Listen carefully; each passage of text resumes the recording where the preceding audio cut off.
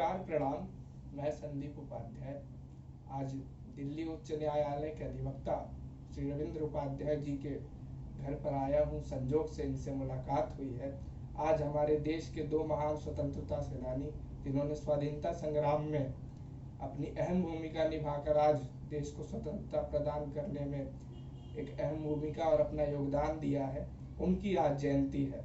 एक हमारे जो मर के भी आजाद रहे चंद्रशेखर आजाद और एक बाल गंगाधर तिलक। इस उपलक्ष्य में आज हम अपने अधिवक्ता रविंद्र उपाध्याय दिल्ली उच्च न्यायालय से एक प्रश्न करेंगे कि जो चंद्रशेखर आजाद स्वाधीनता संग्राम के समय, आज से हम इतिहास के पन्ने पलटते हैं और 1923 के बीच में जाते हैं, 1920 के बीच में जाते हैं, जब स्वाधीनता की लड़ाई अंग्रेजों से टक्कर में चल रही थी, तब वहां पे उस समय के परिप्रेक्ष्य में जो कानून बने थे, उन कानूनों के हिसाब से चंद्रशेखर आजाद ने कानून को तोड़ा और देश की आजादी के लिए लड़ाई लड़ी।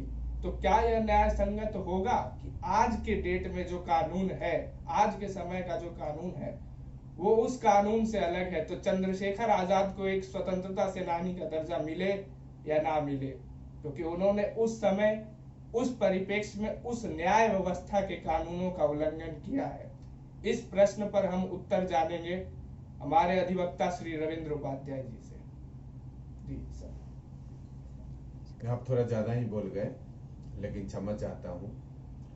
ये जो आपने सवाल किया ना कि आज़ादी के समय में जो कानून लागू किया गया था, और उस समय हमारे देश के जो भी वीर नौजवान थे जिन्होंने देश की स्वतंत्रता के लिए आवाज़ उठाई थी और स्वतंत्रता पाने के लिए लड़ाई लड़ी थी अंग्रेजों के खिलाफ, उनके खिलाफ जो कानून का इस्तेमाल किया गया, वो उस समय किस हद तक सही था और आज के डेट में उसका इस्तेमाल होना किस हद तक सही या गलत है।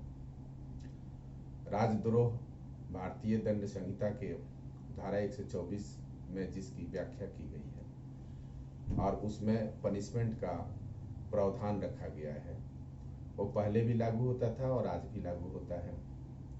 एक्चुअली हमारे देश पर जो शासक पहले थे, स्वतंत्रता के पहले, उनके हम गुलाम होते थे, उनके अधीन हम काम करते थे और हमारा देश प्रतंत्र था।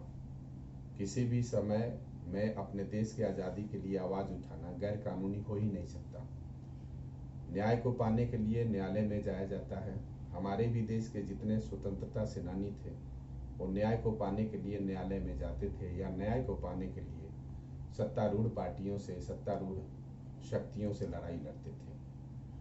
वो जो शक्तियाँ उस समय थी, उनके खिलाफ दमनकारी नीतियों का इस्तेमाल करती थी। 124 एक्चुअली दमनकारी नीति है और आज वो दिन आ गया है जब स्वतंत्र भारत के स्वतंत्र व्यक्ति इसके खिलाफ आवाज उठाना शुरू कर दिए। इसी संदर्भ में सेवानिवृत्त जीएस बम्बटकरे के द्वारा याचिका सुप्रीम कोर्ट में जो लंबित है, उस पर सुप्रीम कोर्ट ने स्पष्ट रूप से भारत सरकार को नोटिस जारी करते हुए कहा है कि आखिर 75 साल बीतने के बाद में भी हमारे देश में दमनकारी नीति क्यों लागू होना चाहिए। इस पर स्पष्टीकरण केंद्र सरकार देगी आने वाले समय में। अब रह गई बात कि हमारे देश में ही इसका गैरकानूनी तरीके से दुरुपयोग किया जाता है और हमारे उन व्यक्तियों के खिलाफ ही दुरुपयोग किया जाता है जो इस देश के कर्णधार हैं, जो इस देश के कल के दिन आने वाले भविष्य है। और इस संदर्भ में कन्हैया शुक्ला, इसके अलावा ये कन्हैया जो अभी आपने सुना होगा कि भाई जवाहरलाल नेहरू यूनिवर्सिटी का जो छात्र था, आखिर हम आपको एक उदाहरण से बात कहना चाहते हैं कि हम आपके खिलाफ बोलेंगे कि आप गलत हैं, तो ये एक्सप्लेनेशन, ये अभिव्यक्ति जिससे कि हम आपके बातों को या आपके भाव का स्पष्टीकरण करें, ये गलत थोड़े ना, ये बोलने का हमारा तरीका हुआ। और इसको कोई ये बात कहते हुए नकारे या हमारे ऊपर दोषारोपण करे कि हम देश के खिलाफ बोल रहे हैं या देशद्रोह का काम कर रहे हैं, ये तो गलत होगा। मौलिक अधिकार है व्यक्ति की अभिव्यक्ति, और व्यक्ति अपने अभिव्यक्ति को एक्सप्लेन करने के लिए जिन शब्दों का इस्तेमाल करता है, उन शब्दों का कहीं ना कहीं अर्थ निकाला जाता है। हमारी नियति वहाँ स्पष्ट हो जाती है कि जब हम किसी चीज का विरोध करते हैं या जो असंतुष्ट व्यक्ति होता है उस शासन और प्रशासन से जो लोग असंतुष्ट होते हैं उसके खिलाफ जो आवाज उठाता है, वो व्यक्ति देशद्रोह नहीं हो सकता, वो व्यक्ति देश के खिलाफ नहीं हो सकता। वो तो व्यवस्था को सुदृढ़ करने और व्यवस्था को न्यायोचित करने के लिए साहसी व्यक्ति है जिन्होंने आवाज उठाया। भला वो व्यक्ति जो घर में सो करके और देश के खिलाफ सोचता है या देश के पक्ष में सोचता है लेकिन उसका कभी भी अभिव्यक्ति नहीं करता, दूसरे के सामने अपने आशय का सदुपयोग नहीं करता, उसको एक्सप्लेन नहीं करता, तो हम उसके भाव को कैसे जानेंगे। इसलिए जो स्वतंत्रता सेनानी के लोगों ने किया, जो उस समय हमारा जो देश गुलाम था और उस समय आवाज उठाई गई थी, वो उनका हक था और उन्होंने अपने हक का इस्तेमाल किया, वो गलत नहीं था।